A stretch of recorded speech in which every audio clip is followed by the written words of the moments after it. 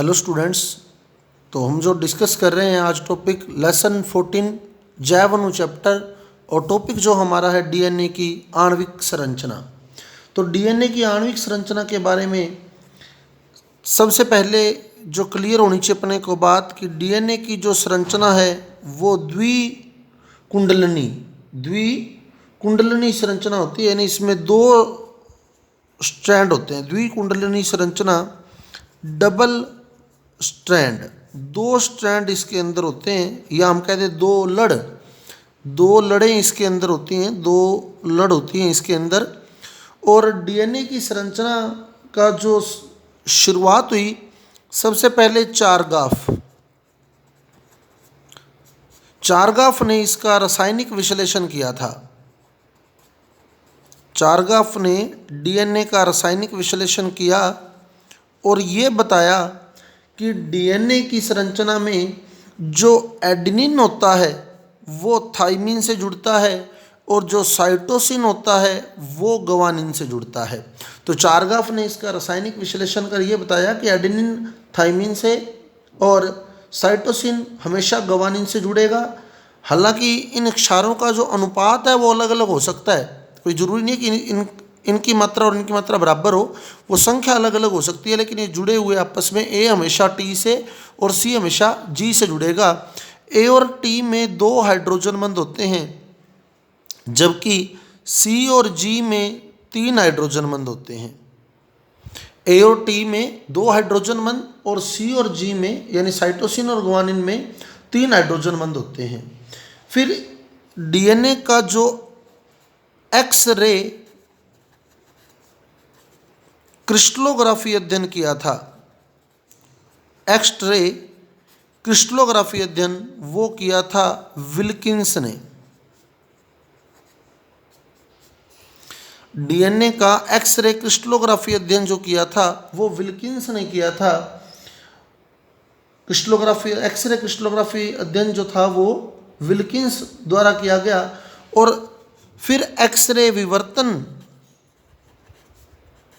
तकनीक के द्वारा जो स्टडी की गई थी वो वाटसन और क्रिक के द्वारा, एक्स-रे विवर्तन द्वारा जो डीएनए की स्टडी की गई वो वाटसन व क्रिक। और वर्तमान में वाटसन व क्रिक मॉडल ही हम लोग डीएनए की संरचना के संबंध में पढ़ते हैं। तो अब हम डिस्कस कर रहे हैं डीएनए की द्विकुंडलित संरचना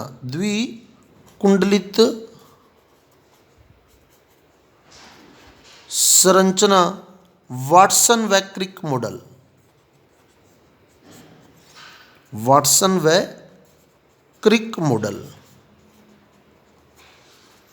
तो एक्स-रे विवर्तन तकनीक के द्वारा वाटसन व क्रिक ने डीएनए की द्विकुंडलित संरचना दी थी। अब इनके अनुसार डीएनए जो है वो एक डबल स्टैंडर्ड अणु है, यानी इसमें 2 स्ट्रैंड हैं। तो वो 2 स्ट्रैंड मैं यहाँ बना रहा हूँ। तो एक स्ट्रैंड तो ये ले लिया हमने,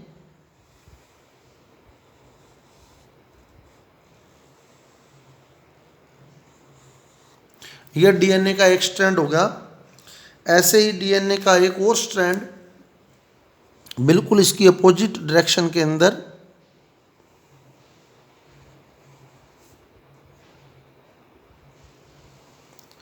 यह डीएनए का दूसरा स्ट्रैंड हो गया। तो डबल स्टैंडर्ड स्ट्रक्चर डीएनए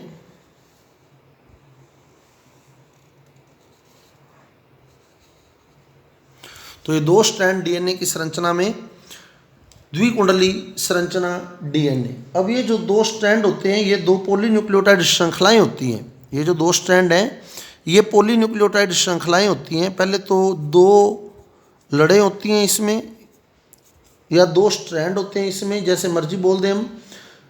और प्रत्येक स्ट्रैंड जो होता है वो एक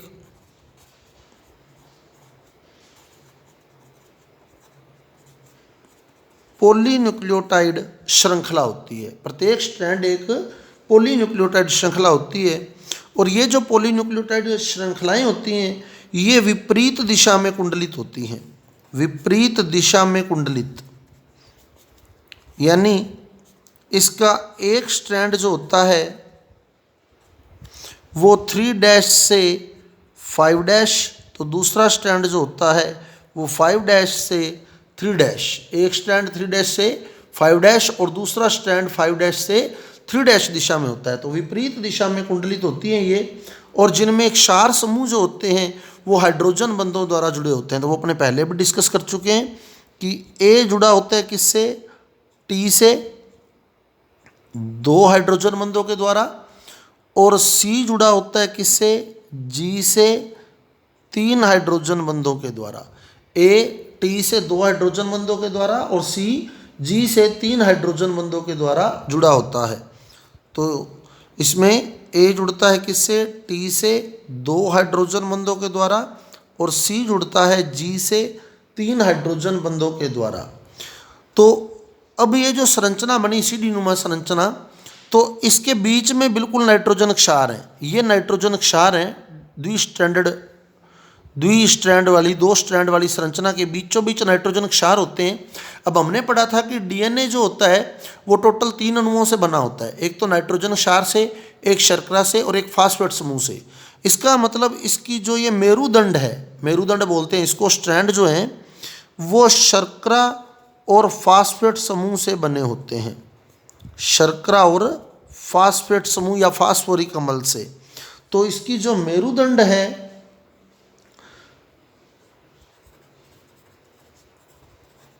वो बनती है किससे, शर्करा प्लस फास्फेट समूह से, शर्करा प्लस फास्फेट समूह से या शर्करा प्लस फास्फोरिक अम्ल से, जिसमें शर्करा के अणु जो हैं वो आपस में, शर्करा के अणु आपस में फास्फोडाईएस्टर बंध बनाते हैं, फास्फोडाईएस्टर बंध, फास्फोडाईएस्टर बंध के द्वारा आपस में जुड़े होते हैं, फास्फोडाईएस्टर बंध के द्वारा आपस में जुड़े होंगे शर्करा के अणु। 2 श्रृंखलाओं में जो 2 शर्करा अणु हैं, 2 शर्करा अणुओं के बीच की दूरी जो होती है वो ऑलमोस्ट 11 एंगस्ट्रॉम की दूरी होती है। दोनों श्रृंखलाओं के शर्करा अणुओं के बीच की दूरी 11 एंगस्ट्रॉम। उसके बाद ये इतना इंपॉर्टेंट नहीं है जितना इंपॉर्टेंट एक फेरे की लंबाई है। तो एक फेरा देख लें कैसे, जैसे यहाँ से शुरू हुआ घुमाव, फेरा यानी घुमाव, और यहाँ तक गया, तो यहाँ से शुरू होकर यहाँ तक गया, तो इसकी जो लेंथ है इस एक घुमाव की वो होती है 34 एंगस्ट्रॉम। तो ये अपने को ध्यान रखना है कि डीएनए में एक फेरे की लंबाई जो होती है, एक घुमाव की जो लंबाई होती है वो 34 एंगस्ट्रॉम होती है। और एक फेरे में ऐसे 10 न्यूक्लियोटाइड होते हैं। जैसे ये मैंने एक न्यूक्लियोटाइड दिखाया है, शर्करा, न्यूक्लियोटाइड क्या होगा, शर्करा, फास्फेट और नाइट्रोजन क्षार तीनों आ जाएंगे तो वो न्यूक्लियोटाइड है। तो ऐसे 10 न्यूक्लियोटाइड होते हैं। तो यानी 2 क्रमागत न्यूक्लियोटाइड युग्मों के बीच की दूरी 3.4 एंगस्ट्रॉम होती है, क्योंकि 34 एंगस्ट्रॉम में 10 युग्म है, 34 एंगस्ट्रॉम में 10 जोड़े हैं, तो 34/10 करेंगे तो 2 जोड़ों के बीच का अंतर आ जाएगा 3.4 एंगस्ट्रॉम। 3.4 एंगस्ट्रॉम की दूरी होती है 2 न्यूक्लियोटाइड युग्मों के बीच। और डीएनए का जो व्यास है, व्यास मतलब यहाँ से लेके यहाँ तक, ये डीएनए का व्यास हो गया पूरा, यहाँ से यहाँ तक ये होता है 20 एंगस्ट्रॉम। डीएनए का जो व्यास है वो 20 एंगस्ट्रॉम, डीएनए का व्यास 20 एंगस्ट्रॉम होता है। तो ये डीएनए की संरचना थी हमारे पास। अब फिर क्लियर कर लें एक बार, 2 लड़ वाली संरचना है, दोनों श्रृंखलाएं पॉलीन्यूक्लियोटाइड होती हैं, विपरीत दिशा में कुंडलित होती हैं, यानी एक अगर 3' से 5' है तो दूसरी 5' से 3' होगी। नाइट्रोजन क्षारक आपस में जुड़ते हैं तो ए टी से जुड़ता है, सी जी से जुड़ता है, ए टी के साथ 2 हाइड्रोजन बंध बनाता है और सी जी के साथ 3 हाइड्रोजन बंध बनाता है। और इसकी जो मेरुदंड होती है, मेरुदंड बनी होती है शर्करा और फास्फेट समूह से, और शर्करा के अणु आपस में फास्फोडाईएस्टर बंधों द्वारा जुड़े होते हैं।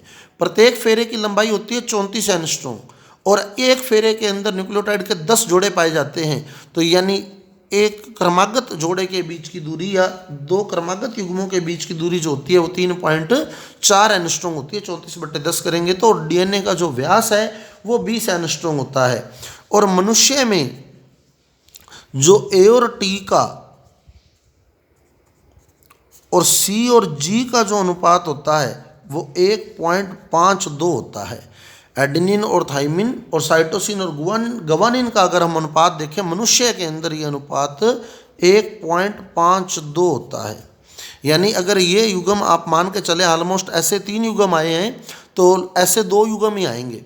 3 युग्म ए और टी के आएंगे तो सी और जी के 2 युग्म ही आएंगे, तो 3/2 करेंगे तो ऑलमोस्ट 1.5 आ जाएगा। तो ए प्लस टी और सी प्लस जी का जो अनुपात होता है मनुष्य में वो 1.52 एंगस्ट्रॉम होता है। तो ये हमारे पास डीएनए की आणविक संरचना थी, जिसका रासायनिक विश्लेषण किया था चारगाफ ने, एक्सरे क्रिस्टलोग्राफी अध्ययन किया था विल्किंसन ने, और एक्सरे विवर्तन अध्ययन किया था वाटसन व क्रिक ने। और वाटसन और क्रिक ने ही इसकी द्विकुंडली संरचना दी थी जो हमने डिस्कस की है। अब बात करें हम आरएनए की। आरएनए तो एक न्यूक्लिक कमल डीएनए है, एक न्यूक्लिक कमल आरएनए। आरएनए और डीएनए में जो विभेद होता है मेन, डीएनए डबल स्टैंडर्ड है, आरएनए सिंगल स्टैंडर्ड होता है। यानी आरएनए में एक ही कुंडली पाई जाती है, एकल कुंडली संरचना होती है आरएनए की।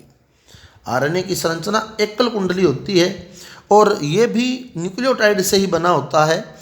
और इसमें आरएनए जो होते हैं वो 3 प्रकार के होते हैं। ये आगे हम जो टॉपिक डिस्कस करेंगे वहाँ हमें चाहिए। आरएनए 3 प्रकार के होते हैं। एक तो rRNA, ribosomal RNA, rRNA ribosomal RNA, जिसका मुख्य काम जो होता है वो राइबोसोम के कणों का निर्माण करना होता है। दूसरा एमआरएनए, मैसेंजर आरएनए, संदेशवाहक आरएनए। ये इसके अंदर प्रोटीन बनाने के संदेश निहित होते हैं। प्रोटीन बनाने का जो मेन काम है वो एमआरएनए का है। तो डीएनए की प्रतिकृति और प्रोटीन का संश्लेषण हमारा नेक्स्ट टॉपिक होगा, तो उसमें हमें ये सारी चीज़ें चाहिए। आरएनए 3 प्रकार के हैं। आरआरएनए राइबोसोमल आरएनए, जिसका मुख्य काम राइबोसोम का निर्माण करना। एमआरएनए मैसेंजर आरएनए, जिसको हम संदेशवाहक आरएनए कहते हैं, इसमें प्रोटीन संश्लेषण के संदेश निहित होते हैं। और टीआरएनए ट्रांसफेरल आरएनए, स्थानांतरण आरएनए, तो ये जो होता है अमीनो अम्लों का स्थानांतरण करता है और ये अमीनो अम्ल आपस में जुड़कर प्रोटीन बनाते हैं। प्रोटीन अपने पीछे डिस्कस कर चुके हैं, तो उसमें हमने पढ़ा था कि अल्फा अमीनो अम्ल जब आपस में जुड़ते हैं तो प्रोटीन बनता है।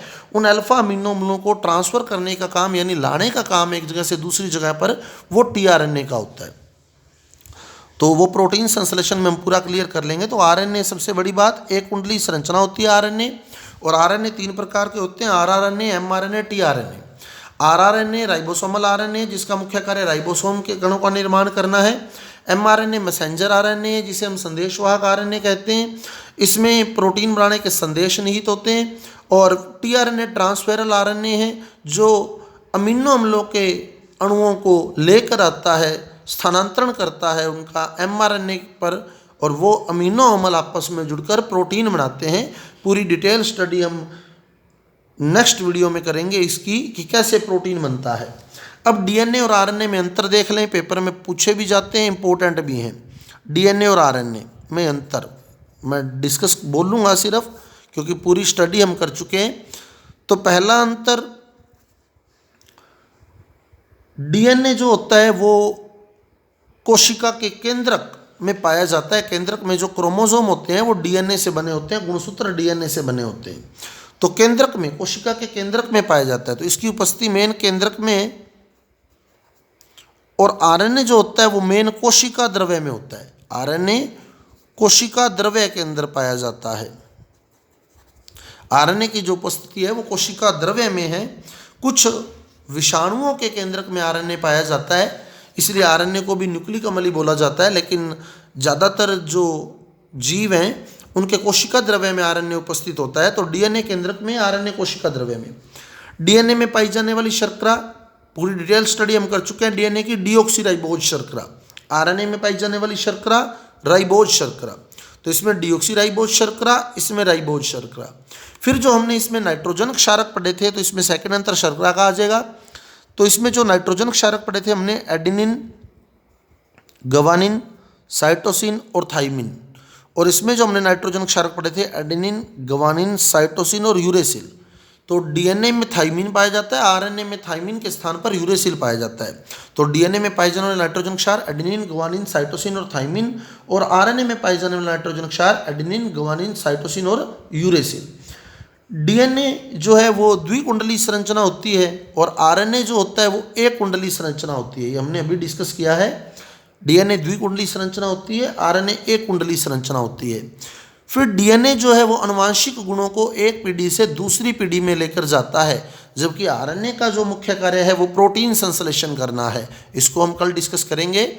डीएनए का मुख्य कार्य आनुवांशिक गुणों को एक पीढ़ी से दूसरी पीढ़ी में लेकर जाना और आरएनए का मुख्य कार्य प्रोटीन संश्लेषण करना। फिर डीएनए में खुद की प्रतिकृति की क्षमता पाई जाती है। डीएनए अपने जैसे ही नए डीएनए को बना सकता है। तो डीएनए में स्वयं की प्रतिकृति करने की क्षमता पाई जाती है, लेकिन आरएनए में ऐसी कोई क्षमता नहीं होती। आरएनए स्वयं का द्विगुणन नहीं कर सकता, खुद को डबल नहीं कर सकता। ये भी हम कल डिस्कस करेंगे पूरा। डीएनए में प्रतिकृति करने की क्षमता पाई जाती है, यानी द्विगुणन की क्षमता पाई जाती है। आरएनए में द्विगुणन की क्षमता नहीं पाई जाती। तो ये मेन अंतर थे। एक बार रिपीट कर रहा हूँ। डीएनए कहाँ पाया जाता है? केंद्रक में। आरएनए कहाँ पाया जाता है? कोशिका द्रव्य में। डीएनए में मुख्य शर्करा डीऑक्सीराइबोज, आरएनए में मुख्य शर्करा राइबोज। डीएनए में नाइट्रोजन क्षार एडेनिन, गुआनिन, साइटोसिन और थाइमिन। आरएनए में नाइट्रोजन क्षार एडेनिन, गुआनिन, साइटोसिन और यूरेसिल। डीएनए की संरचना द्विकुंडलिनी, आरएनए की संरचना एक कुंडलिनी, यानी ये द्विसूत्री है, ये एक सूत्री है। डीएनए आनुवांशिक गुणों को एक पीढ़ी से दूसरी पीढ़ी में लेकर जाता है, आरएनए प्रोटीन का संश्लेषण करता है। डीएनए खुद का द्विगुणन कर सकता है, यानी स्वयं की प्रतिकृति कर सकता है, परंतु आरएनए में ऐसा कोई गुण नहीं पाया जाता। तो ये हमारे पास आणविक संरचना जो हमने आज डिस्कस की है डीएनए की, और आरएनए और डीएनए में अंतर डिस्कस किए। नेक्स्ट वीडियो जो हमारा रहेगा वो इनके कार्य रहेंगे और फिर न्यूक्लिक अम्ल हमारा कंप्लीट हो जाएगा। Thank you.